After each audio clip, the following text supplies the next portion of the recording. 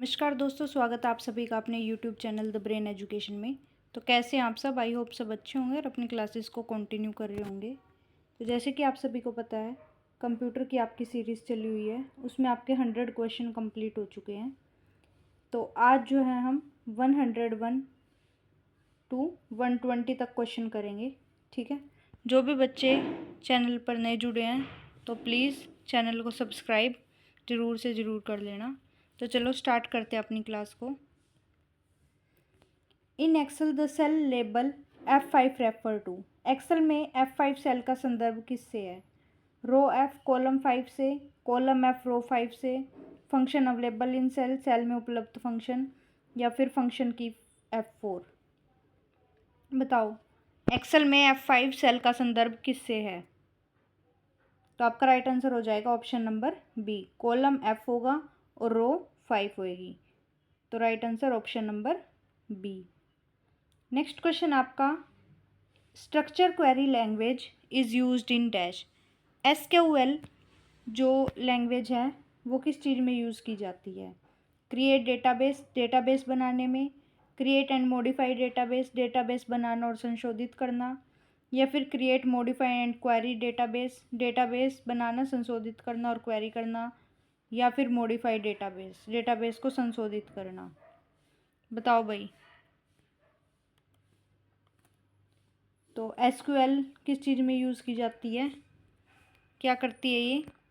तो आपका right answer हो जाएगा option number C, create modify and query database. तो राइट आंसर हो जाएगा option number C. Next question आपका, in window operating system the shortcut key window logo plus F refer to dash. Window operating system में shortcut जो कुंजी है window logo plus F का उपयोग किसके लिए किया जाता है? Restore minimise window, open my computer, search for file और फोल्डर, या फिर सर्च फॉर कंप्यूटर। बताओ, window logo plus F refer किससे करती है? तो आपका राइट आंसर हो जाएगा option number C, search for a file और फोल्डर, फाइल या फोल्डर को खोजने के लिए। तो राइट आंसर कौन सा है? Option number C. Next question आपका, in window the shortcut to move the insertion point to beginning of paragraph is. Window में पैराग्राफ की शुरुआत में कर्सर ले जाने का शॉर्टकट क्या है? Control plus right arrow, control plus left arrow, control plus down arrow, या फिर ऑल ऑफ अबव। देखो ये ऐसे होते हैं ना, अप डाउन राइट लेफ्ट, है ना, ठीक है, इस टाइप से होते हैं ये। तो विंडो में जब हम पैराग्राफ को स्टार्ट करते हैं तो कर्सर ले जाने का शॉर्टकट क्या होता है भाई? Control plus left arrow. क्या होता है? Control plus left arrow. तो आपका राइट आंसर हो जाएगा option number B. Next question आपका, अ रिसीव ईमेल में बी डैश। प्राप्त ईमेल हो सकता है रीड, अनरीड, स्टोर्ड, या ऑल ऑफ अबव। बताओ, अ रिसीव्ड ईमेल में बी डैश, क्या हो सकता है भाई वो? तो ऑल ऑफ अबव इसका राइट आंसर है, ऑप्शन नंबर डी, रीड भी, अनरीड भी और स्टोर्ड भी। नेक्स्ट क्वेश्चन आपका, the brain of computer which execute instruction is called dash. Computer का वह भाग जो सभी निर्देशों निष्पादित करता है वह क्या कहलाता है? CPU, रैम, मदरबोर्ड, या फिर सिस्टम यूनिट। बताओ भाई, क्या कहलाता है ब्रेन ऑफ द कंप्यूटर जो इंस्ट्रक्शन एग्जीक्यूट करता है? तो ब्रेन ऑफ द कंप्यूटर किसको बोलते हैं? वो हम बोलते हैं CPU को। किसको बोलते हैं? CPU को। CPU की फुल फॉर्म क्या है? Central processing unit. Next question आपका, which of the following is the key function of firewall. क्या कहते हैं, निम्नलिखित में से कौन फायरवॉल का मुख्य कार्य है? मॉनिटरिंग, निगरानी करना, डिलीटिंग मिटाना, रिकॉर्ड करना, या फिर कॉपी करना। तो फायरवॉल का जो मुख्य काम है वो क्या है? बताओ। तो उसका काम है भाई मॉनिटरिंग करना। क्या करना? मॉनिटरिंग, यानी कि निगरानी करना। तो आपका राइट आंसर हो जाएगा ऑप्शन नंबर ए। क्या हो जाएगा? Option number A. Next question है, a digitizing tablet can be used for dash. Digitizing tablet का उपयोग किसके लिए किया जा सकता है? ट्रेसिंग डायग्राम, प्रिंटिंग लेटर, चित्रों की रूपरेखा बनाना, पत्र छापना, या फिर रीडिंग बारकोड, बारकोड पढ़ना, या फिर प्लेइंग, खेलना। तो डिजिटाइंग टैबलेट का यूज़ जो है किसके लिए किया जाता है? तो ये किया जाता है भाई ट्रेसिंग डायग्राम, चित्रों की रूपरेखा बनाने के लिए। तो आपका राइट आंसर हो जाएगा option number A. Next question है, on which button does the help menu exist? Help menu किस बटन पर पाया जाता है बताओ? हेल्प मेन्यू किस बटन पर पाया जाता है? एंड पे, स्टार्ट, टर्न ऑफ, या रीस्टार्ट पे?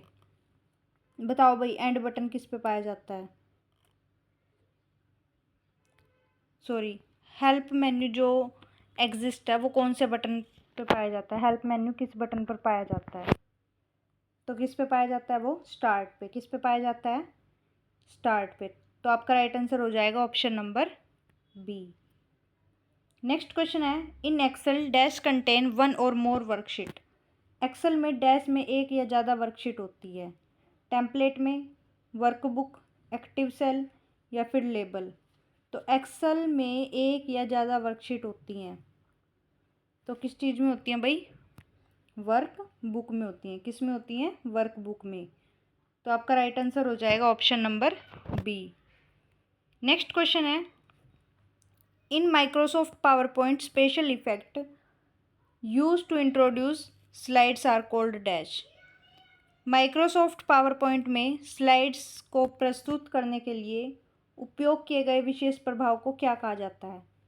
इफेक्ट, कस्टम एनिमेशन, ट्रांजिशन, या फिर प्रेजेंट एनिमेशन? बताओ भाई, MS पावर पॉइंट में स्लाइड को प्रस्तुत करने के उपयोग किए गए विशेष प्रभाव को क्या कहा जाता है? क्या कहा जाता है भाई उसको? उसको कहा जाता है ट्रांजिशन। क्या कहा जाता है? ट्रांजिशन। तो आपका राइट आंसर हो जाएगा ऑप्शन नंबर सी। क्या हो जाएगा? ऑप्शन नंबर सी।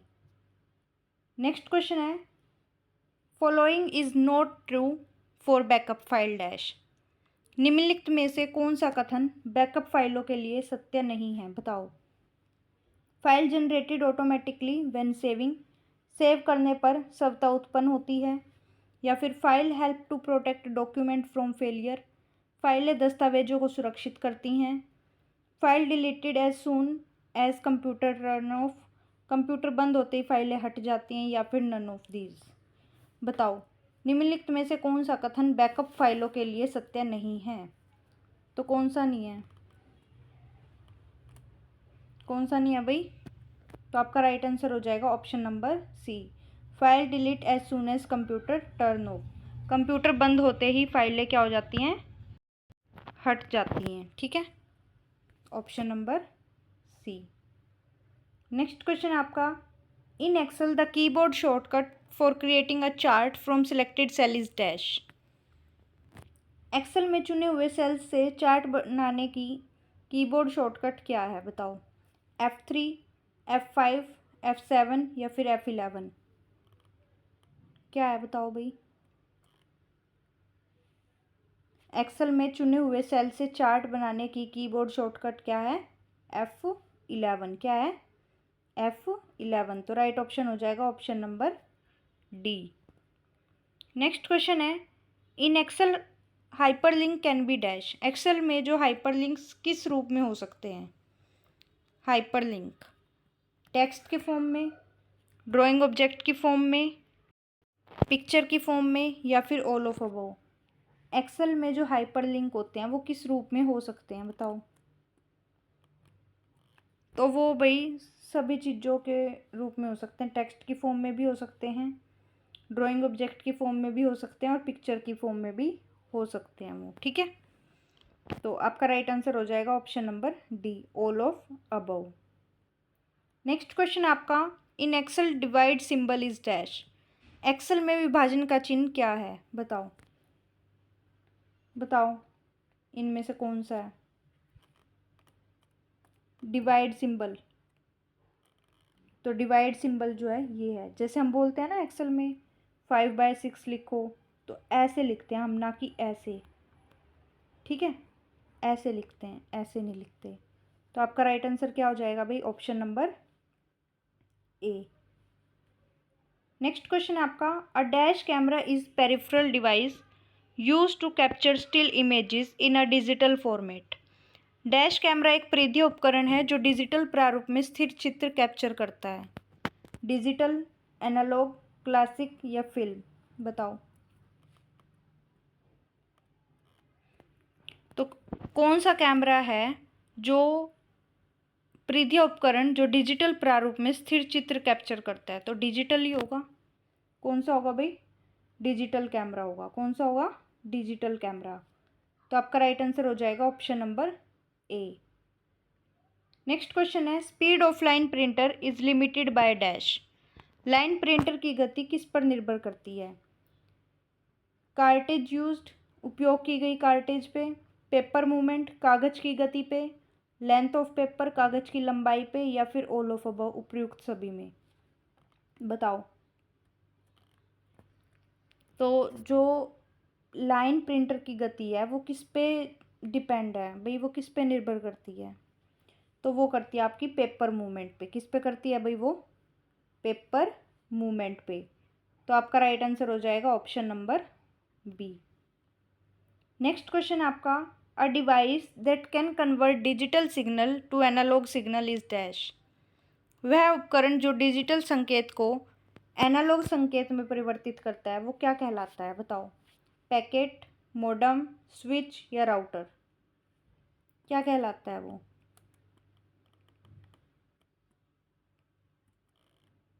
बताओ।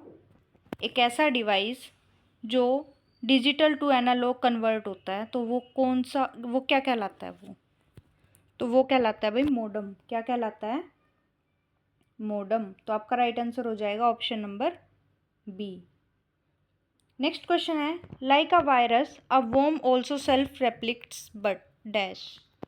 वायरस की तरह वर्म भी स्वयं की प्रतिलिपि बनाता है लेकिन कीलोगर, वर्म, क्रैकर या नन ऑफ दीज, बताओ।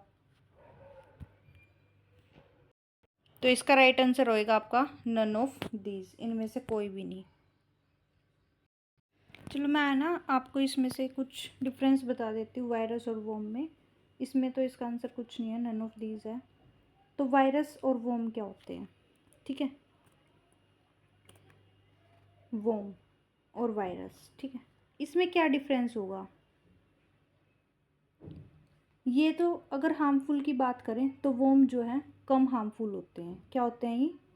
कम हार्मफुल होते हैं, ठीक है। और ये क्या होते हैं? जबकि ज़्यादा होते हैं। ये क्या होते हैं? ज़्यादा हार्मफुल होते हैं, ठीक है। इनको तो हम कंट्रोल कर सकते हैं रिमोट के द्वारा। इसको हम रिमोट के द्वारा कंट्रोल कर सकते हैं, लेकिन इसको हम रिमोट के द्वारा कंट्रोल नहीं कर सकते, कैन नॉट कंट्रोल, ठीक है। इसमें एक और चीज़ बताती हूँ जिस चीज़ से आपको पता लगेगा कि भाई किस चीज़ के बारे में बता रहे हैं।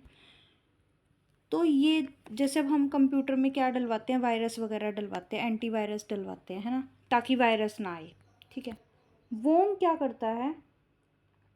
वोम का काम क्या होता है कि ये एंटीवायरस को रिमूव करता है, ठीक है। They can detect and remove by antivirus and firewall, ठीक है।